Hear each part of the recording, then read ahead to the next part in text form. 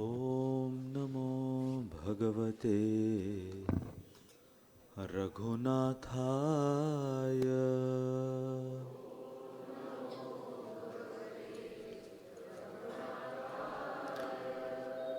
ॐ नमो भगवते रघुनाथाय।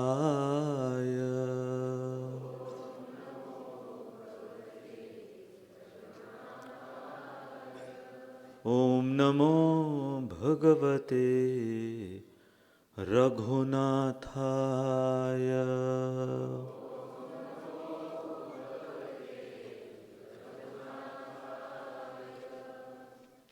ॐ अज्ञानतिमिरान्धस्य ज्ञानाञ्जनशलाखया चक्षुरुन्मिलितं येन तस्मै श्रीगुरवे नमः।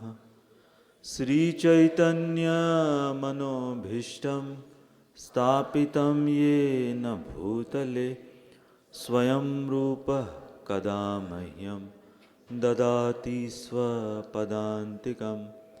वन्देऽहं श्रीगुरोः श्रीयुतः पदकमलं श्रीगुरून् वैष्णवांश्च श्रीरूपां साग्रजातां सहगण रघुनाथान्वितं तं सजीवं साद्वैतं सावधूतं परिजनसहितं कृष्णचैतन्यदेवं श्रीराधा कृष्णपदान्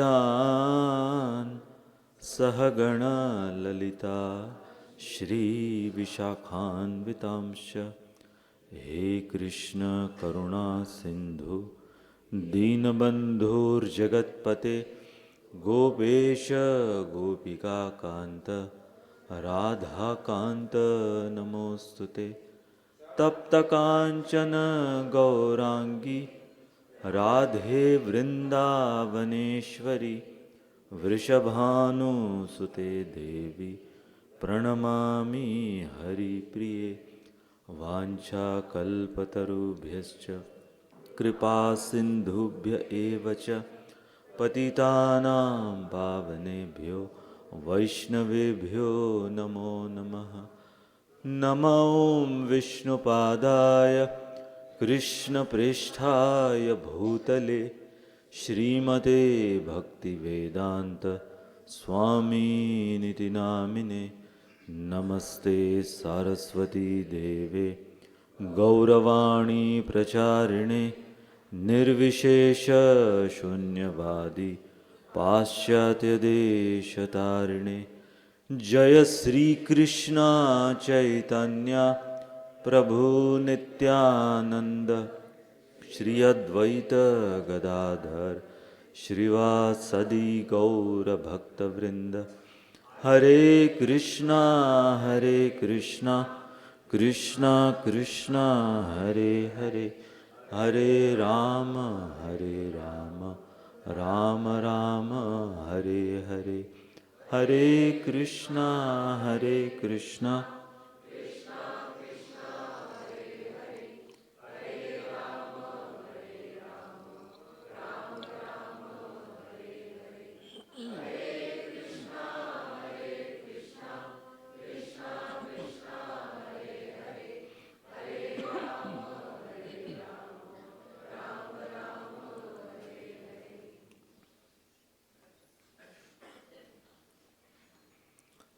हरे कृष्णा।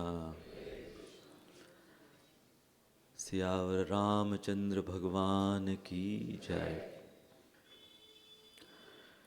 श्री राम शरणं समस्त जगतां, रामं विना का गति, रामेण प्रतिहन्यते कलिमलम्। रामाय कार्यं नमः। रामात्रास्यति कालभीमभुजगो रामस्य सर्वं वशे रामे भक्तिरखण्डिता भवतु मे रामत्वमेवाश्रय।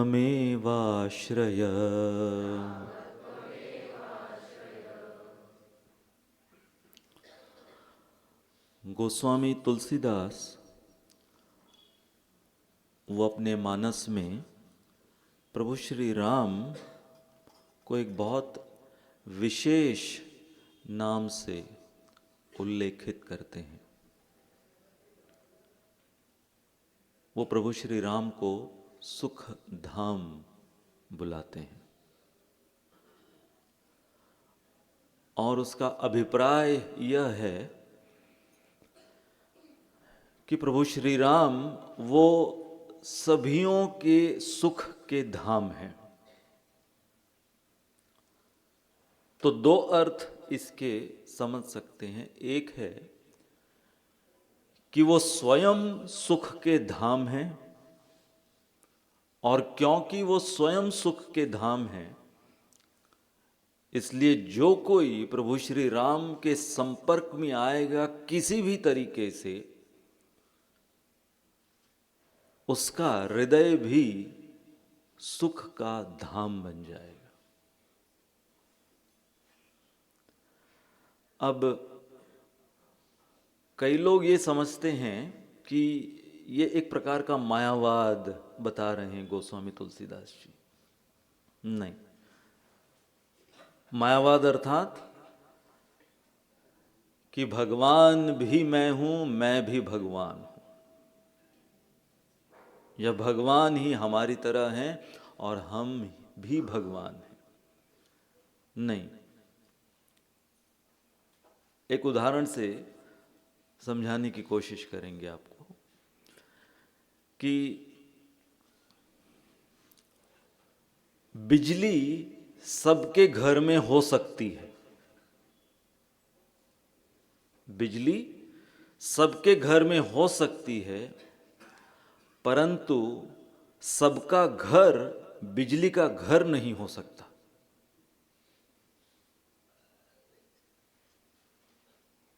तो इस उदाहरण से हम समझ सकते हैं कि प्रभु श्री राम जो कि सुख के धाम हैं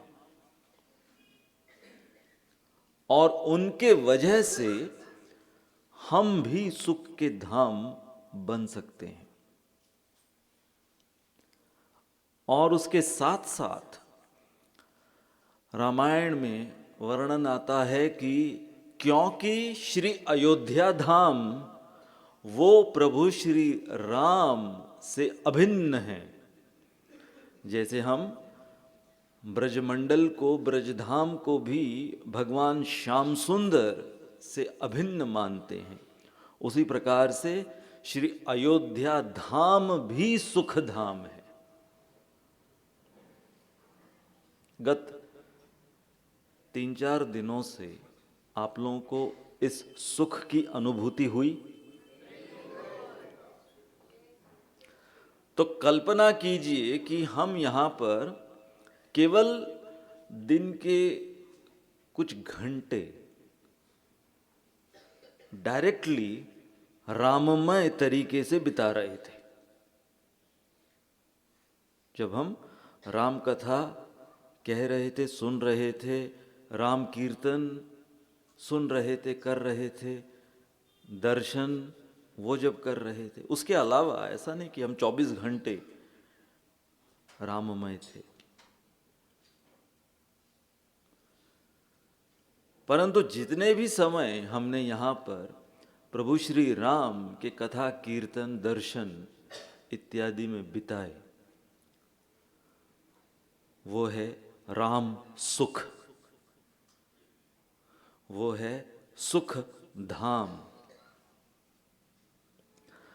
और इसके साथ साथ मानस में बताया गया है कि ये प्रभु श्री राम का विग्रह, प्रभु श्री राम का ये अयोध्या धाम जो कि सुख धाम है, उसके साथ साथ इस धाम को प्रेम धाम भी कहा गया है। तो मैंने सोचा आज का हमारा ये अंतिम सत्र है, तो इस अंतिम सत्र में प्रभु श्री राम ने कैसे अपने लीलाओं के द्वारा, इस अयोध्या धाम के द्वारा, और खास तौर पर प्रभु श्री राम के बहुत विशेष और निकटतम पार्षदों के साथ उन्होंने इस सुख धाम, प्रेम धाम का आदान प्रदान किया। और अंत में हम उसी पूंजी को लेकर यहां से जाएं कि यहां से जाने के पश्चात ये जो सुख धाम, ये जो प्रेम धाम है, ये हर समय हमारा धाम बना रहे। यही अभिप्राय है हमारे आज के अंतिम सत्र का। तो वर्णन आता है कि जब प्रभु श्री राम का राज्याभिषेक हो चुका था, अब वो अयोध्या के राजा बन चुके, राजा राम बन चुके। तो एक दिन वशिष्ठ मुनि, उन्होंने प्रभु श्री राम को एकांत में मिलना चाहा। तो प्रभु श्री राम वो थोड़ा अचरज किए कि मुझे एकांत में क्यों मिलना चाहते हैं। तो वशिष्ठ मुनि जैसे ही रामचंद्र जी को अब एकांत में पाते हैं तो पैरों में गिरने लगते हैं, प्रभु श्री राम के चरणों में गिरने लगते हैं। और प्रभु श्री राम रोकने का प्रयास करते हैं, परंतु वशिष्ठ मुनि वो कहते हैं कि नहीं नहीं प्रभु। अब तक वो केवल राम बुलाते थे उनको, आज वो उन्हें नहीं भगवान राम बुला रहे हैं उन्हें। और वो कहते हैं कि जैसे मंच के ऊपर कलाकार जो हैं वो जब अपने कला का अभिनय करते हैं किसी नाटिका में, तो उन्हें जो अभिनय दिया गया है उस अभिनय को निभाते हुए उसके बंधन में उन्हें वो अभिनय निभाना पड़ता है। परंतु मंच के पीछे जब वो कलाकार आते हैं तब उनके अंदर स्वतंत्रता होती है कि वो जो मंच पर अभी गए हुए पात्र उनके साथ कैसा व्यवहार करें। तो प्रभु, अब तक मैं आपके गुरु का अभिनय निभा रहा था मंच पर, अब मैं आपको यहां पर बुलाया हूं मंच के पीछे, बिहाइंड द सीन्स जिसको कहते हैं। और आपको क्या लगता है, इतने समय से कितनी बार आप मेरे चरण छुए, यहां तक कि आपने मेरी पाद पूजा की, मेरे चरणों को धोया, मेरे लिए आसान था ये। मैं नहीं चाहता था कि मैं आकर इस प्रकार से आपका गुरु बनूं, परंतु आपके कुल में जब ब्रह्मा जी ने मुझे कहा था कि मैं आपके कुल का कुल गुरु बनूं, मुझे नहीं बनना था, परंतु ब्रह्मा जी ने जब कहा कि नहीं आप बनिए, क्योंकि इस कुल में आगे चलकर साक्षात भगवान नारायण अवतरित होंगे, और इस लोभ से फिर मैं आपके कुल का कुल गुरु बना, परंतु अब मुझसे और सहा नहीं जाता कि आप मेरी पूजा करें। तो ये प्रभु श्री राम और वशिष्ठ मुनि जी, गुरु वशिष्ठ, इनके बीच का प्रेम रामायण में बताया गया है। सुख धाम, प्रेम धाम। और हमने श्री राम भरत प्रेम ये तो सुना, परंतु आज पढ़ते समय एक और प्रसंग सामने आया, तो मैंने सोचा इसे भी साझा करते हैं। और ये भी प्रभु श्री राम अब अयोध्या नरेश बन चुके हैं। उसके पश्चात एक दिन भरत जो हैं वो प्रभु श्री राम से मिलते हैं और उन्हें कुछ याद आ जाता है। उन्हें याद आ जाता है कि अब जो अपने पूरे ऐश्वर्य के साथ मेरे बड़े भाई, मेरे आराध्य रघुनाथ जी अब इस राज पद पर, राज सिंहासन पर हैं, परंतु वो 14 वर्ष, वो जो चित्रकूट में मैंने आपको देखा था वनवासी वेश में, और वहां पर तो मैंने आपके पास जो चरण पादुका थी वो भी मैंने ले ली थी आपकी। आप वहां पर नंगे पैर खड़े थे। तो इसे भरत जी याद कर रहे हैं और भरत जी कहते हैं भगवान से कि हे रघुनाथ, मेरे पापों का फल था कि आपको वनवास भुगतना पड़ा। शब्दों पर गौर कीजिएगा। भरत जी ने कहा मेरे पापों का फल था कि आपको 14 वर्ष का वनवास भुगतना पड़ा।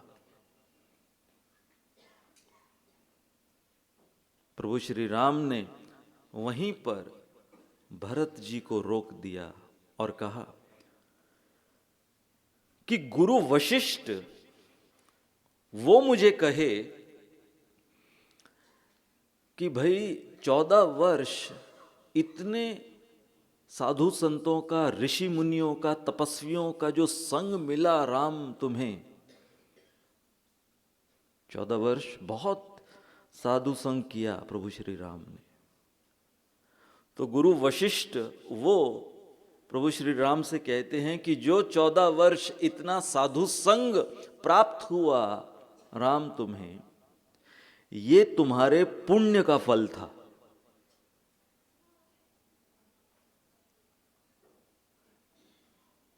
अभी अभी भरत ने क्या कहा कि आपको 14 वर्ष का वनवास भुगतना पड़ा मेरे पापों के फल के वजह से। और प्रभु श्री राम कहते हैं कि वन में साधु संग मुझे प्राप्त हुआ मेरे पुण्य के फल के वजह से।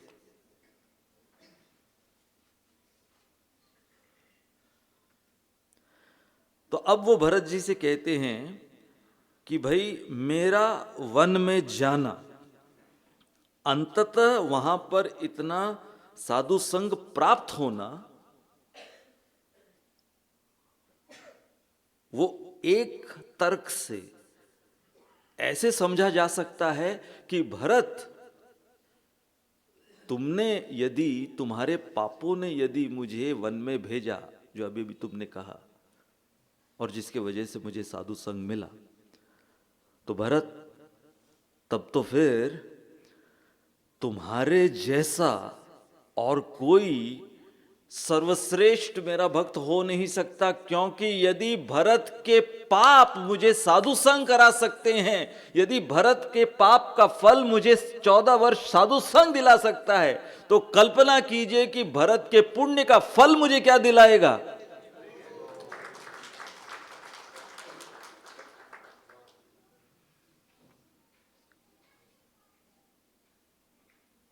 ये है रामायण। ये सारी जो सूक्ष्मताएं हैं रामायण के अंदर,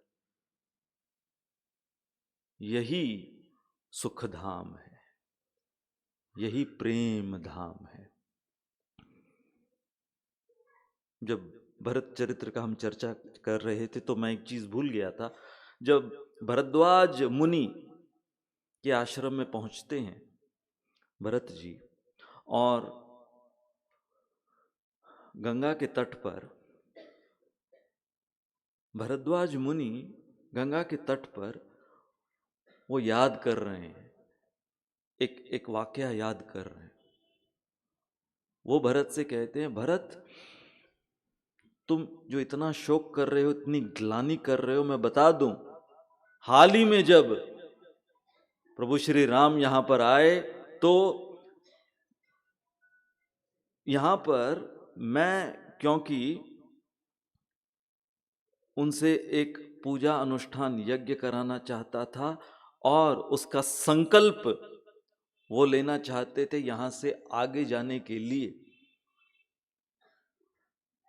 तो भरद्वाज मुनि वो भरत जी को कह रहे थे कि मैं केवल एक नमूना प्रस्तुत करना चाहता हूं कि प्रभु श्री राम कितना प्रेम करते हैं तुमसे, कि जब मैंने हाथ में संकल्प का जल लिया और उस संकल्प के जल से जब मैंने उच्चारण किया, भारतवर्षे भरत खंडे, जैसे ही प्रभु श्री राम ने भरत ये शब्द सुना, वहीं पर उनकी दोनों आंखें जो हैं वो आंसुओं से भर गई तुम्हारी याद में। भरत इतना प्रेम करते हैं प्रभु श्री राम तुमसे, केवल इतना सुना, भारतवर्षे भरत खंडे। तो ये राम भरत का जो प्रेम, ये है सुख धाम, ये है आनंद धाम। एक पात्र रामायण जो छूट गई थी, शबरी। यहां पर इस सुंदर चित्र में आप देख रहे होंगे, ध्यान से देखिए क्या हो रहा है। लीला तो हम जानते हैं, परंतु कुछ और हो रहा है यहां पर।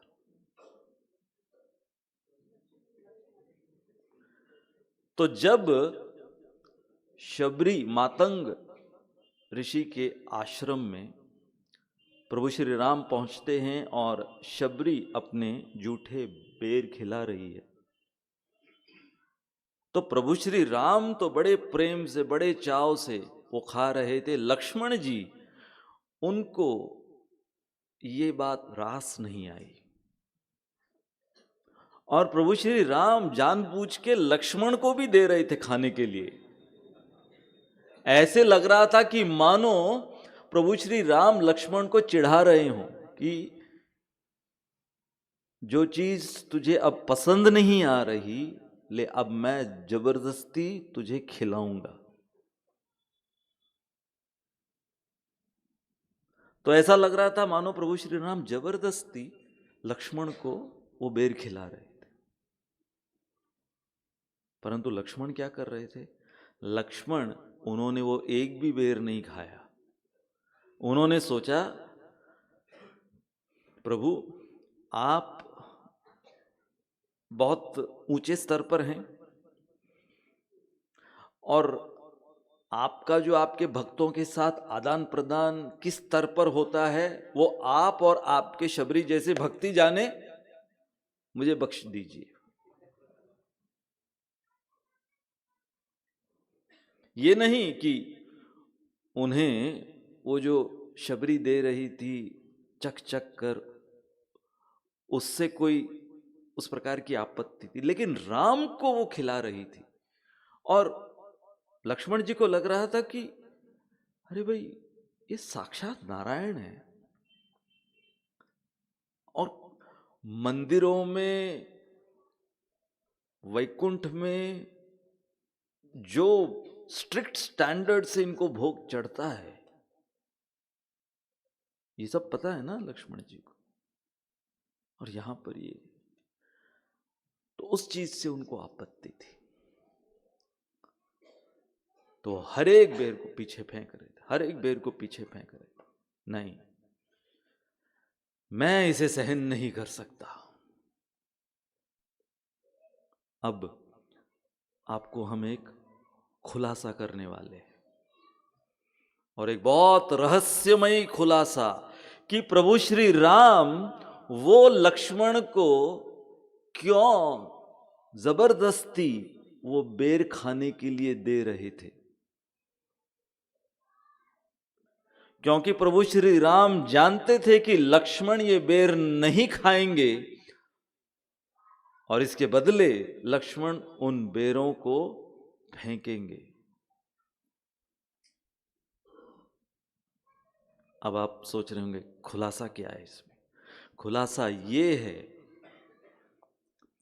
कि ये जो बेर शबरी द्वारा दिए गए प्रभु श्री राम को, राम द्वारा दिए गए लक्ष्मण को, और लक्ष्मण द्वारा पीछे फेंके गए, ये पीछे गए कहां? जो सारे बेर लक्ष्मण जी ने पीछे फेंके, ये केवल वहीं पीछे नहीं गिरे, ये गए द्रोणगिरी। द्रोणगिरी पर्वत में जाकर ये गिरे, और जब युद्ध के दौरान शक्ति बाण लगा लक्ष्मण जी को, और लक्ष्मण जी मूर्छित अवस्था में गिरे पड़े थे, तो हनुमान जी जब हिमालय गए और वहां पर उन्होंने संजीवनी बूटी उस द्रोणाचल पर्वत पर, द्रोणगिरी पर देखी, तो वो जो संजीवनी बूटी वो इन्हीं बेरों से उत्पन्न हुई थी।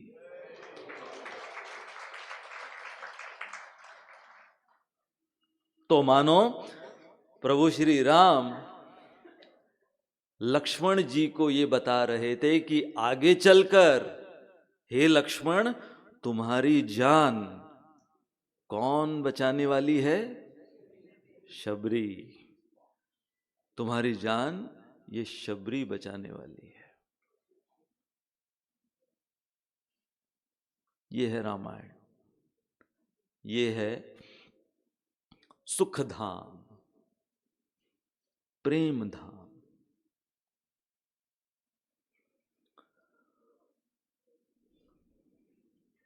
एक जो पता नहीं कितने अनंत काल से कह दे कि ये एक जो प्रश्न चिन्ह प्रभु श्री राम पर लगाया जाता है, कौन सा? कि वो सब तो ठीक है। क्या कह देते हैं लोग? वो सब तो ठीक है, उन्होंने अपनी ही पत्नी का बहिष्कार क्यों किया? आप लोगों के मन में भी कभी ये प्रश्न उठा होगा, हो सकता है अभी भी हो,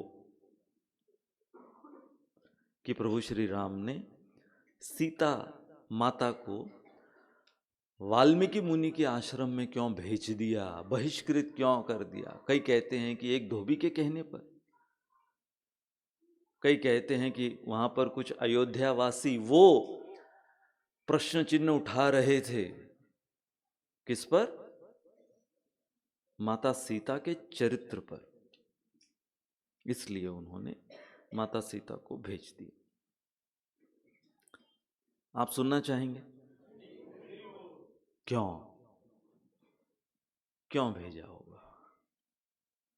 बहुत ही हृदय छू जाने वाला कारण है। सबसे पहला कारण, तो प्रभु श्री राम उस समय एक राजा की भूमिका निभा रहे थे। वो उस समय, हाँ, जानकी जी के पति तो थे ही, परंतु उससे ज्यादा उनका उत्तरदायित्व अयोध्या नरेश का था। तो उन्होंने ये सोचा कि मेरे पिता दशरथ, उन्होंने उनकी पत्नी कैकेयी के बोलने पर पूरी अयोध्या नगरी को दांव पर लगा दिया था। परंतु मैं वो गलती न करूं, या अब ये जो अयोध्या नगरी है वो दांव पर न लगे और लोग ये न कहें जैसा बाप वैसा बेटा। इसलिए उन्होंने दिल पर पत्थर रखकर कि नहीं, मैं अयोध्या नगरी को चुनूंगा, मैं अयोध्या वासियों को चुनूंगा। जो गलती मेरे पिता ने की वो गलती मैं नहीं करूंगा कि मेरे पिता ने अपनी पत्नी को चुना और उनके 2 वरदानों को चुना और पूरी अयोध्या नगरी को दांव पे लगाया। कोई कहेंगे ठीक है, कुछ हद तक समझ सकते हैं, लेकिन फिर भी जो कुछ भी हो, अरे भाई इतना इतना प्रेम उन्होंने दिखाया, लंका के ऊपर धावा बोल दिया, वानर सेना क्या कुछ नहीं किया, छुड़ा कर लाए, इतना बिलक बिलक कर रो रहे थे जब वियोग में थे, तो वो सारा प्रेम गया कहां? बस एक धोबी के कहने पर छू मंतर। नहीं, अब यहां पर एक बहुत ही सूक्ष्म और गहरा कारण। प्रभु श्री राम जब उन्होंने ये निर्णय लिया, तो इस निर्णय के पश्चात और आज दिन तक उंगली किस पर उठती है? प्रभु श्री राम पर उठती है। कभी माता सीता के ऊपर किसने उंगली उठाई इसके पश्चात? कभी माता सीता के ऊपर कोई आरोप, कोई लांछन किसी ने लगाए? नहीं। सारे संशय, सारी उंगलियां, सारे प्रश्न वो प्रभु श्री राम के संदर्भ में ही पूछे जाते हैं आज दिन तक। बदनामी किसकी हुई आज दिन तक इस प्रसंग के वजह से? प्रभु श्री राम की। जिल्लत किसको सहनी पड़ रही है आज दिन तक उस प्रसंग के वजह से? प्रभु श्री राम को। अर्थात ये है प्रभु श्री राम का अपनी जानकी जी से प्रेम, कि उन्होंने साबित कर दिया कि मेरी सीता जो है वो निष्कलंक रहे, और उसके लिए यदि मेरी बदनामी हो तो मैं वो कीमत चुकाने के लिए तैयार हूं।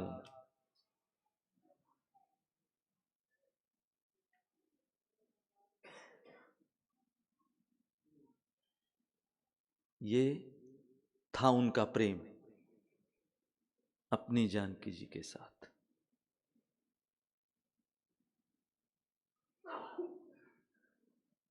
अरे जो लोग प्रश्न उठाते हैं प्रभु श्री राम के सीता के प्रति प्रेम के ऊपर, एक बहुत सुंदर प्रसंग आपके सामने मैं प्रस्तुत करना चाहूंगा। वनवास में तीनों चल रहे हैं और बहुत समय तक, एक दिन ऐसा हुआ कि बहुत समय से चल रहे, आधा दिन बीत चुका था चलते चलते। अचानक से प्रभु श्री राम ने देखा कि आगे वाला जो रास्ता है वो कांटों से भरा हुआ है। तो साधारणतः कांटों से भरे हुए रास्ते को हम दरकिनार कर कर चलें, कोई भी उससे अलग हट कर चलेगा ना। प्रभु श्री राम जानबूझकर वो कांटों वाले रास्ते को लिया उन्होंने, और वो इसलिए लिया ताकि पीछे सीता जी उनको वो कांटा चुभे, और वो चुभा, उनको वो कांटा चुभा। जैसे ही कांटा चुभा, अब वो आगे चल नहीं पा रही थी, तो उनको एक शिला के ऊपर बिठाया, और जैसे यहां पर हम देख रहे हैं प्रभु श्री राम अपने हाथों से वो कांटा सीता जी के चरणों से निकाल रहे। इतना ही नहीं था, वो कांटा, अब जब किसी को कांटा चुभा है तो दर्द हो रहा है उस कांटे के वजह से, तो अगला जब वो कांटा निकालने जाए तो जितना जल्दी हो सके उसे निकाले ना। परंतु प्रभु श्री राम जानबूझ के देरी कर रहे थे निकालने में,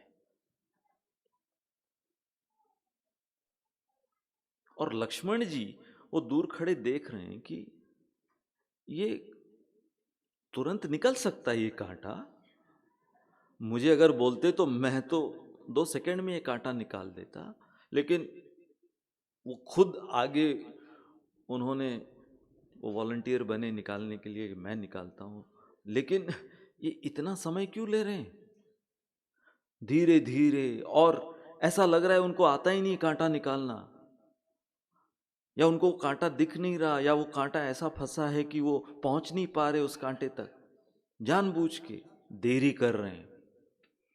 बंधुओं, आप जानते हो प्रभु श्री राम देरी क्यों कर रहे थे? सबसे पहले तो वो जानबूझकर देरी कर रहे थे, क्योंकि आधे दिन तक वो चल रहे थे तो उन्होंने ये अनुभव किया कि उनकी जानकी वो थक चुकी थी, और यदि वो डायरेक्टली बोलते कि चलो हम बैठते हैं, तो वो कभी बैठती नहीं।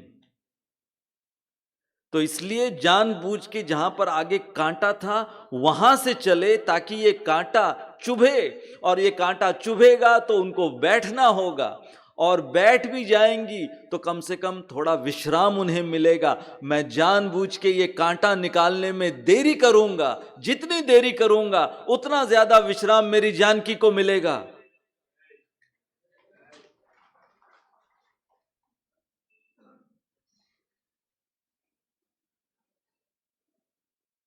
और लोग लांछन लगाते हैं, प्रश्न पूछ रहे हैं, संशय व्यक्त कर रहे हैं प्रभु श्री राम का प्रेम उनकी जानकी के संदर्भ में।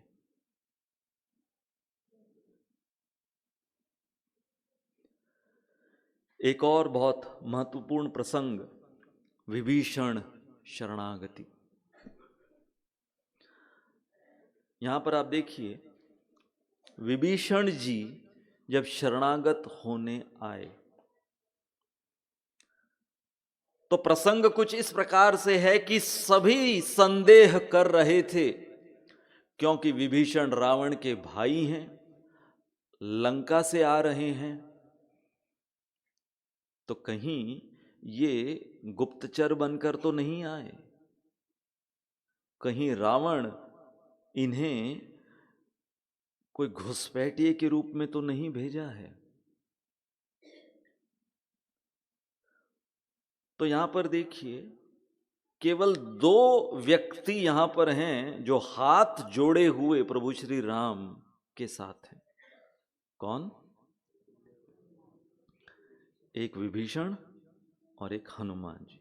तो प्रभु श्री राम ने सबसे पूछा, अच्छा तुम्हारा क्या मत है? सुग्रीव तुम्हारा क्या मत है? अंगद तुम्हारा क्या मत है?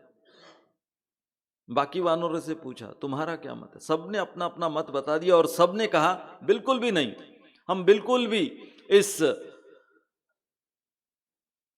रावण अनुज के ऊपर विश्वास नहीं कर सकते। और फिर अंत में प्रभु श्री राम ने हनुमान जी से पूछा कि हे हनुमंत, बताओ तुम्हारा क्या मत है। और हनुमान जी, क्योंकि वो लंका होकर आए थे, एक लोक कथा ऐसी है कि एक दफा रावण वो लंका में विचरण कर रहा था और उसने देखा कि विभीषण के घर की दीवारों के ऊपर राम राम राम लिखा हुआ है। तो रावण विभीषण को बुलाता है और क्रोध में पूछता है कि तुम्हारी इतनी हिम्मत, मेरी लंका में तुम रह रहे हो, मेरे भाई हो, और ये राम राम लिख रखा है तुमने दीवारों पर, क्या चल रहा है ये? तो विभीषण कहते हैं, बड़े भाई, ये राम का अर्थ क्या है? रा अर्थात रावण, म अर्थात मंदोदरी।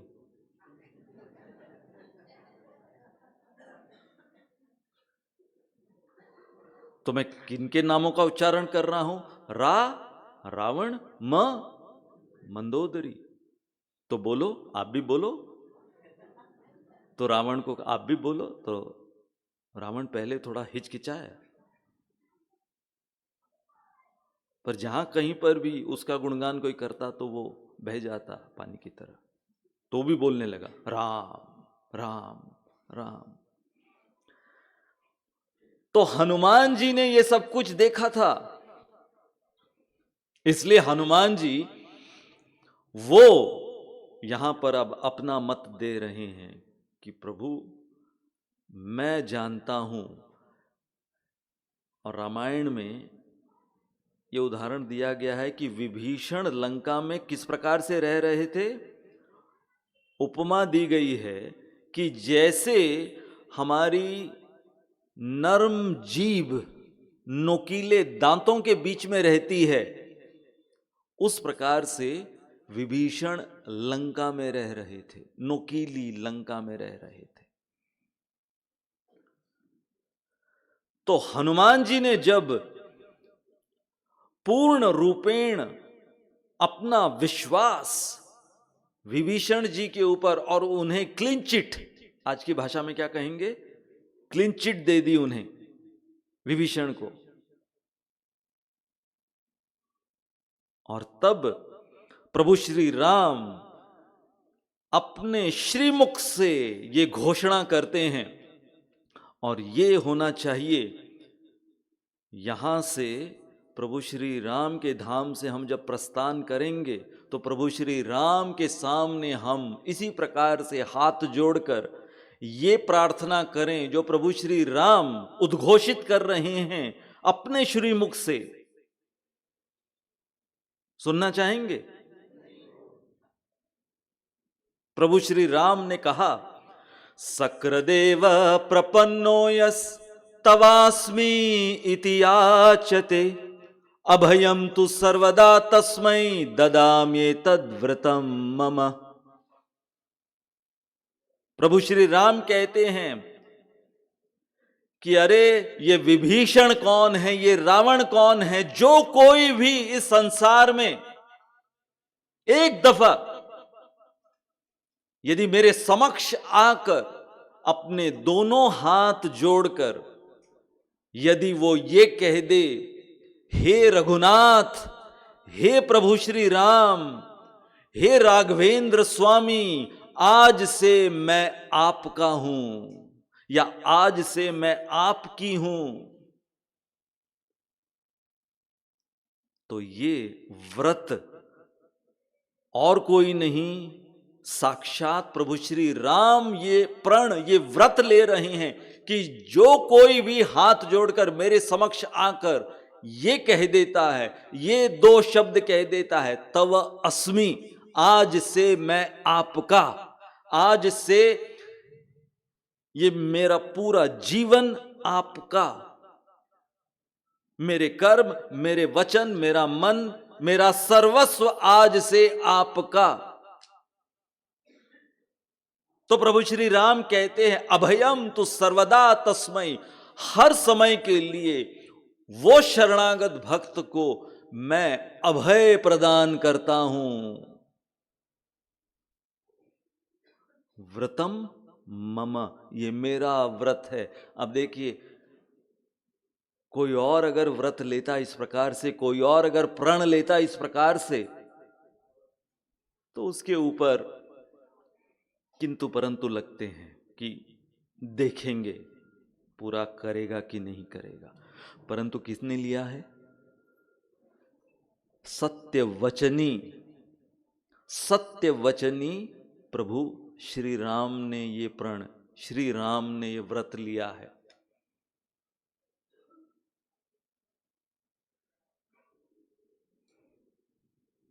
तो दोहराइए मेरे पीछे, सक्रदेव प्रपन्नो यस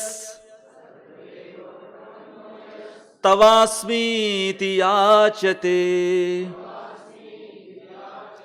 अभयम तु सर्वदा तस्मै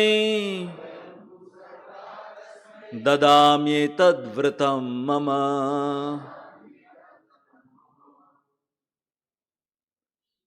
ये है,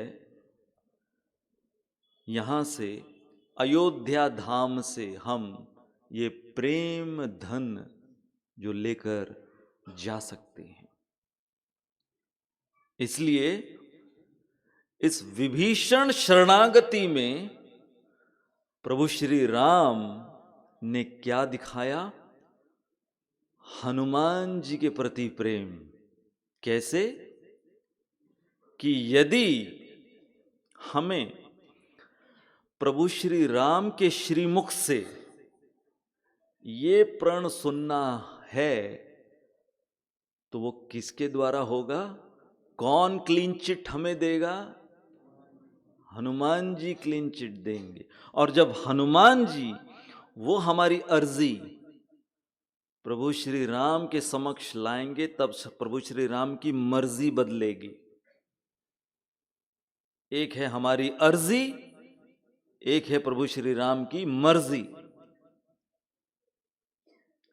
और हमारी अर्जी और प्रभु श्री राम की मर्जी के बीच में है हनुमान जी। तो विभीषण जो शरणागत हुए, प्रभु श्री राम ने विभीषण जी से कहा और सुपुर्द किया हनुमान जी के संरक्षण में।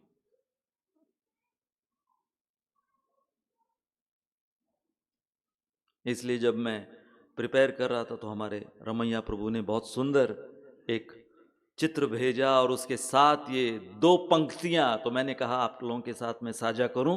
ये हैं हमारे हनुमान जी, विनम्र इतने कि श्री राम के चरणों में पड़े रहते हैं, और प्रचंड इतने कि पल में लंका भी फूंक देते हैं।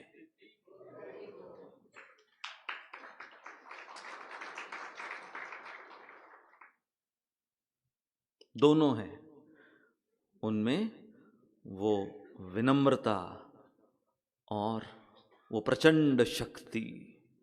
इसलिए आप देखोगे हनुमान जी जब अपने दोनों हस्तकमल को जोड़े हुए, परंतु वो दोनों हस्तकमल उनके जो जोड़े हुए रहते हैं, उसके बीच में उनकी गदा होती है। तो दोनों हस्तकमल प्रभु श्री राम के समक्ष अपनी विनम्रता, और जो भी शत्रु आए बीच में प्रभु श्री राम प्राप्ति के लिए, उसे दूर करने के लिए, दोनों अपने हथेलियों के बीच में उनकी गदा भी होती है। तो मैंने यही सोचा कि हमारी इस वर्ष की ये जो अयोध्या यात्रा है, बिना हनुमान जी के गुणगान के पूरी नहीं हो सकती। जैसे कहते हैं ना, मधुरम समर्पयेत, जो मधुर कोई व्यंजन होता है वो अंत में लोग खाना पसंद करते हैं। तो इसलिए आइए हम अब हनुमान चालीसा का पाठ करें। हमने वैसे तो प्रथम दिवस किया, परंतु ऑफिशियली बहुत से भक्तों का ये अनुरोध था कि हम हनुमान चालीसा का पाठ करें। और इसके पश्चात हम एक हनुमान चालीसा के पश्चात हमारा एक बहुत ही विशेष भजन जो हम अक्सर प्रभु श्री राम और अयोध्या नगरी के गुणगान में गाया करते हैं, कौन सा? नगरी हो अयोध्या सी, वो वाला गाएंगे। और वो इसलिए क्योंकि उसमें, उस भजन के अंदर हमने जो कुछ हमें ले जाना है अयोध्या धाम से हमारी चेतना में, अयोध्या नगरी के निवासी प्रभु श्री राम, उनके पार्षदों से क्या कुछ, जो कुछ हमें सीखकर अपने साथ ले जाना है, वो उस भजन में दर्शाया गया है। तो आइए हम पहले शुरुआत करते हैं हनुमान चालीसा से।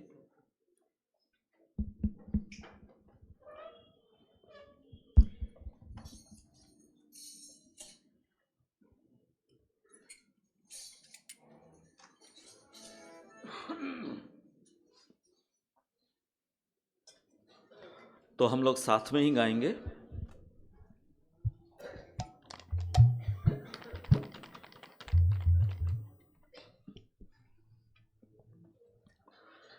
श्री गुरु चरण सरोज रज,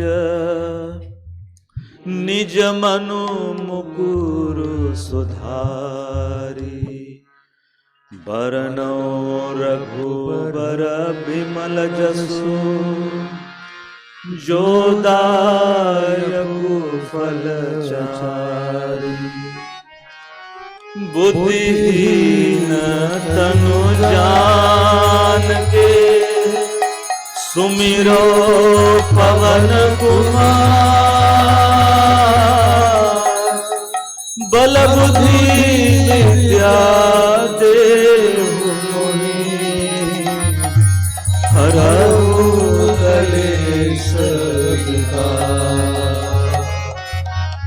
जय हनुमान ज्ञान गुण सागर, जय कबीर तिहु लोक उजागर, रामदूत अतुलित बल धामा, अंजनी पुत्र पवन सुत नामा, महावीर विक्रम बजरंगी, कुमति निवार सुमति के संगी, कंचन वरण विराज सुबेरा, कानन कुंडल कुंचित केसा, हाथ वज्र ध्वजा विराजे, कांधे मूंज जनेऊ साजे,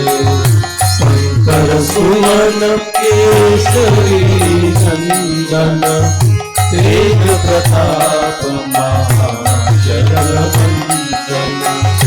विद्यावान गुणी अति चातुर, राम काज करिबे को आतुर, प्रभु चरित्र सुनिबे को रसिया, राम लखन सीता मन बसिया, सूक्ष्म रूप धरि सिरहि दिखावा, विकट रूप धरि लंक जरावा, भीम रूप धरि असुर संहारे, रामचंद्र के काज सवारे, लाए सजीवन लखन जियाए, श्री रघुवीर हरषि उर लाए, रघुपति कीन्ही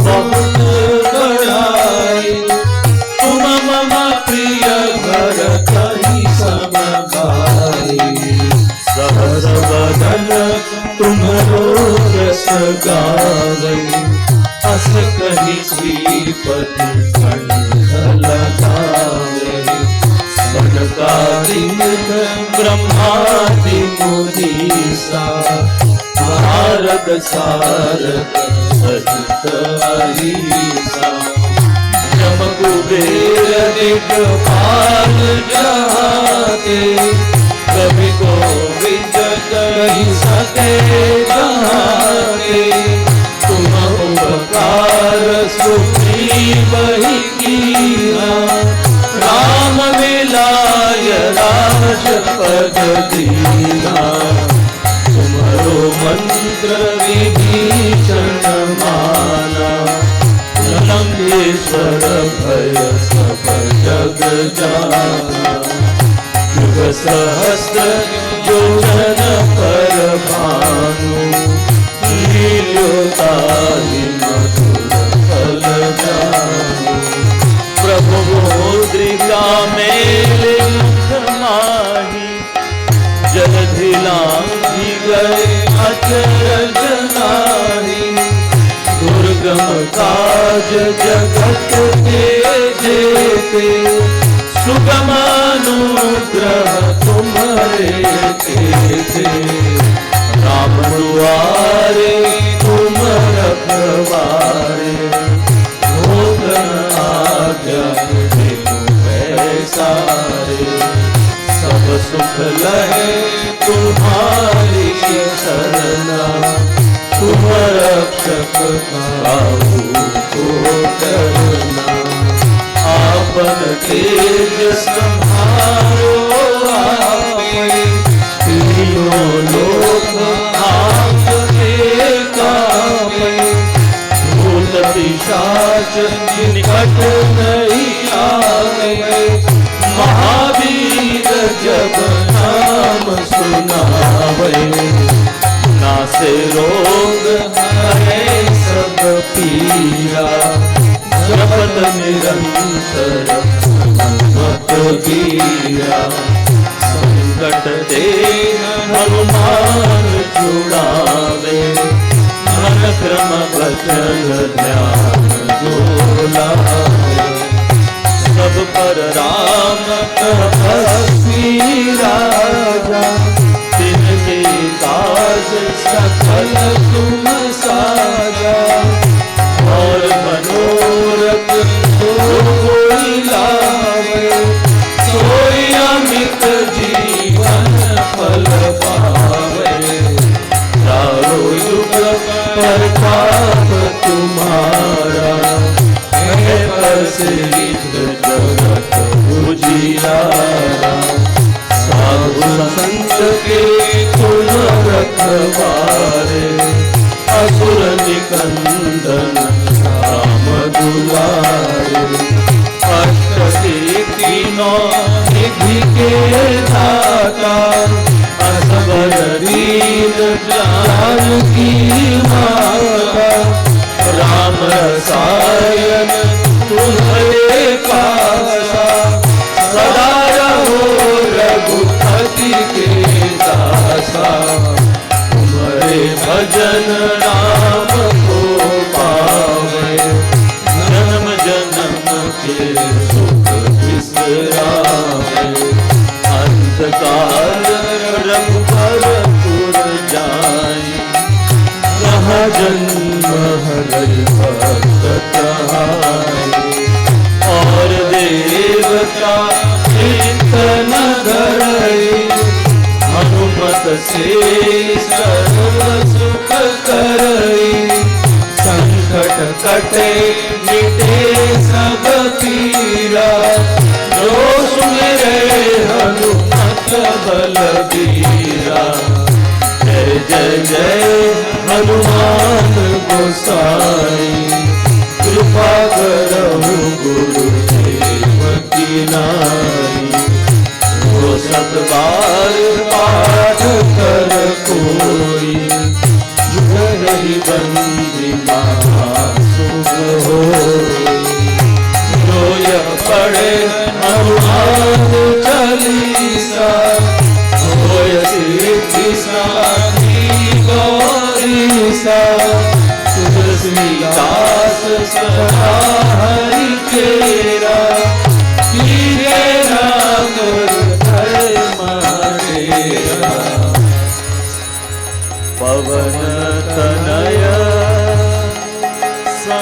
संकट हरण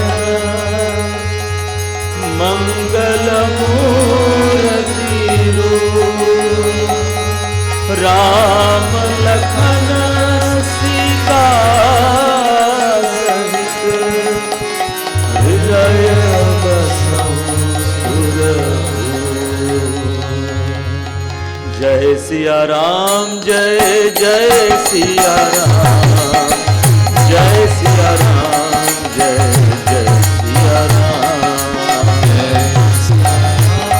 जय सिया राम जय सिया राम जय जय सिया राम जय सिया राम जय जय सिया राम जय सिया राम जय जय सिया राम जय सिया राम जय जय सिया राम जय सिया राम जय जय सिया राम।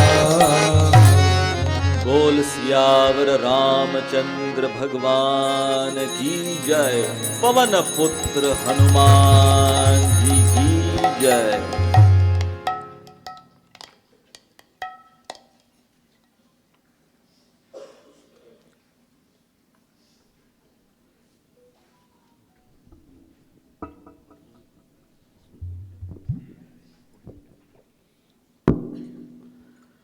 तो इस सुंदर अब भजन को गाते समय ये हमारा आखिरी राम कीर्तन होगा। तो इस भजन में जो पद हैं उस पर ध्यान दीजिएगा, क्योंकि हर एक पद में एक लालसा छिपी हुई है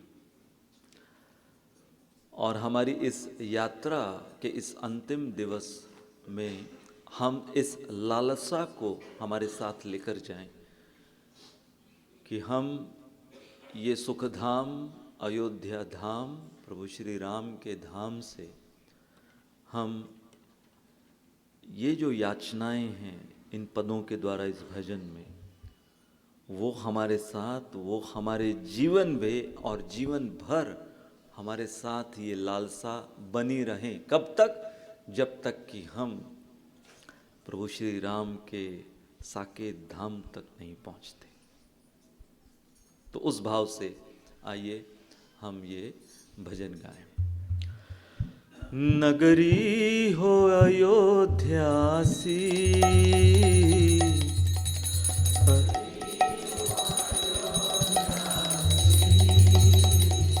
रघुकुल सा घराना हो, रघुकुल सा घराना हो, चरण हो राघव के जहाँ मेरा ठिकाना हो, चरण राघव के जहाँ मेरा ठिकाना हो। नगरी हो अयोध्यासी रघुकुल सा घराना हो,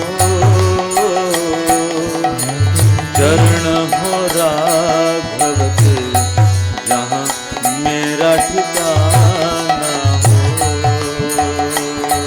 नगरी हो अयोध्यासी जोर से रघुकुल सा घराना हो, चरण हो राघव के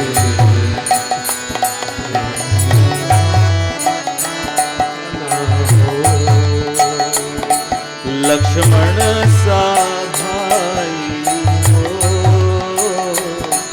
कौशल्या माई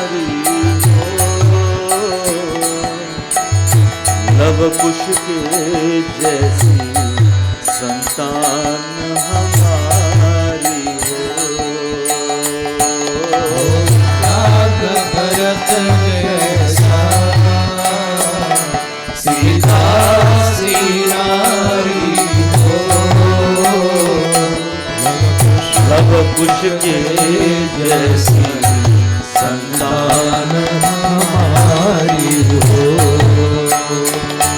श्रद्धा हो श्रवण जैसी, शबरी सी भक्ति हो। हनुमत के जैसी निष्ठा और शक्ति हो।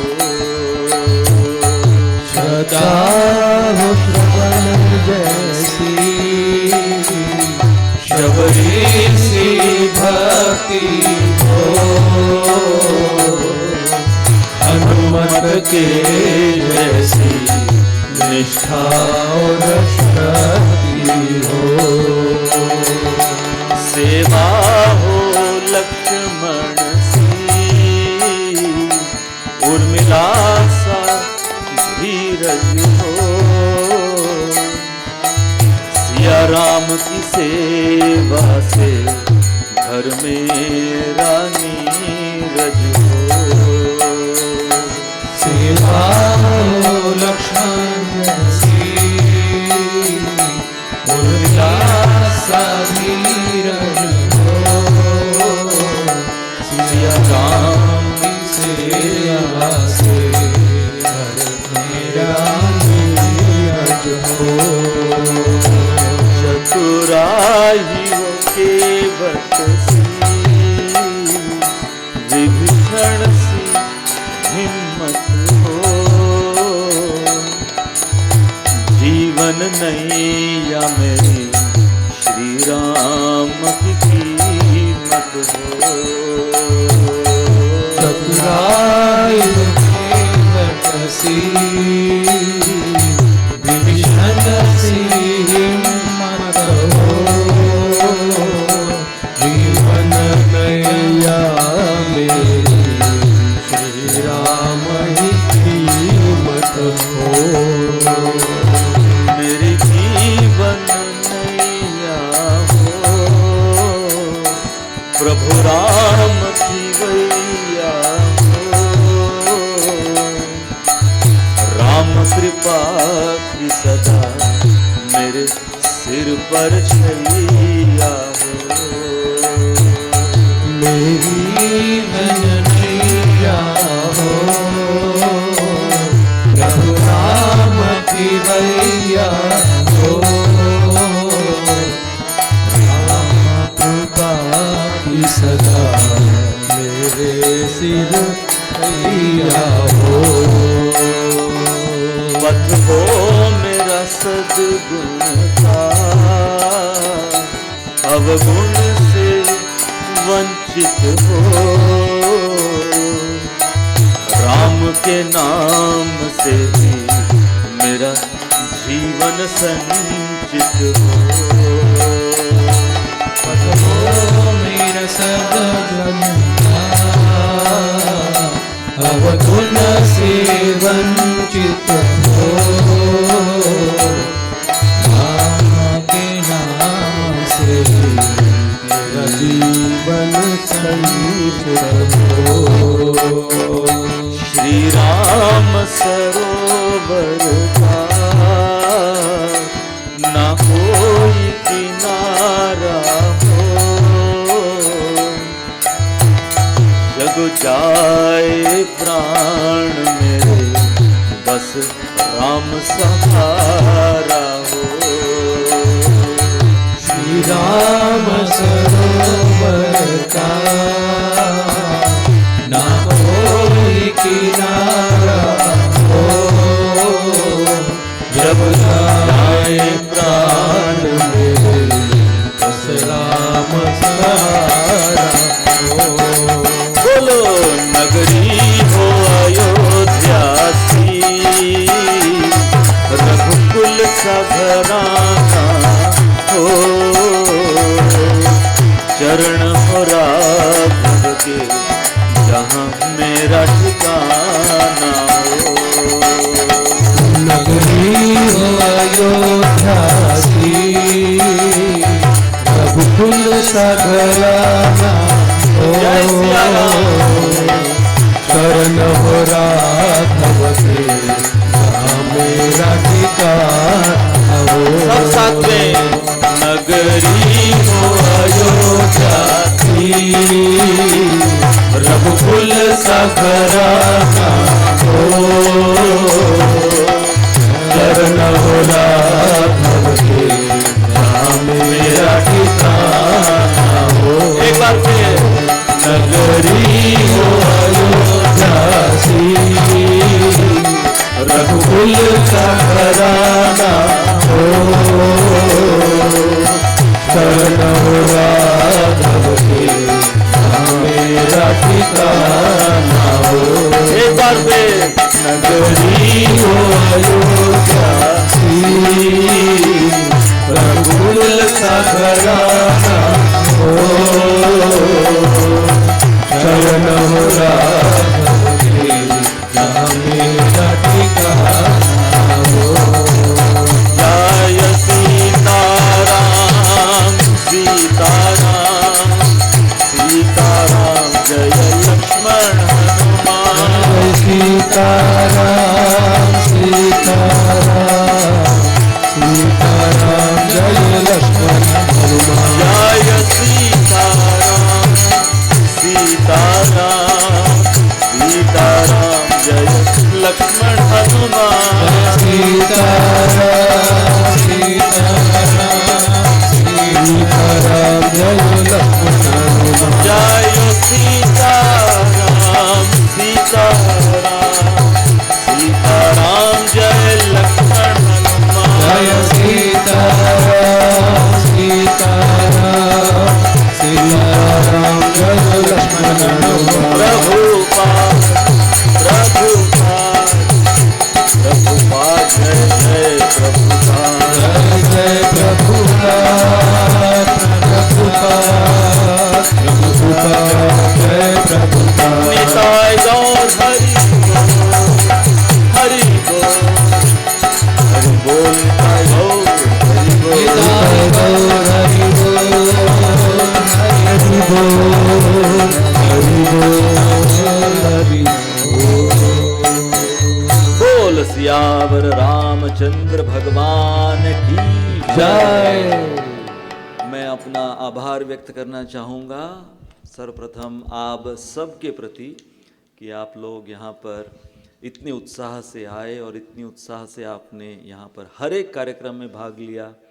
प्रभु श्री राम की कथा में, प्रभु श्री राम के कीर्तन में, उनके दर्शन में, तो आप लोगों का आभार। मैं नरसिंह कृपा प्रभु, सरस कृष्ण प्रभु, नदिया कुमार प्रभु और हमारी किचन टीम, आप लोगों को प्रसाद कैसा लगा? जितने व्यवस्थापक हमारे इस पूरी यात्रा के, उन सब को मैं अपना अंतःकरण से आभार व्यक्त करना चाहूँगा। मेरी बहन वो आई, हर वर्ष वो आती है, मैं उसके चरणों में भी मैं अपना आभार व्यक्त करना चाहूँगा। और यही आशा है कि ऐसे ही हमारा जो शेष जीवन बचा है, हमारा जो शेष जीवन बचा है, उसे यदि आपको विशेष बनाना है तो हम ऐसे ही प्रभु श्री राम के, प्रभु श्री जो भी राम कृष्ण उनके धामों में जाते रहें, उनका कथा कीर्तन करते रहें और हमारे इस बचे हुए शेष जीवन को हम विशेष बनाएं। बहुत बहुत धन्यवाद। हरे कृष्णा।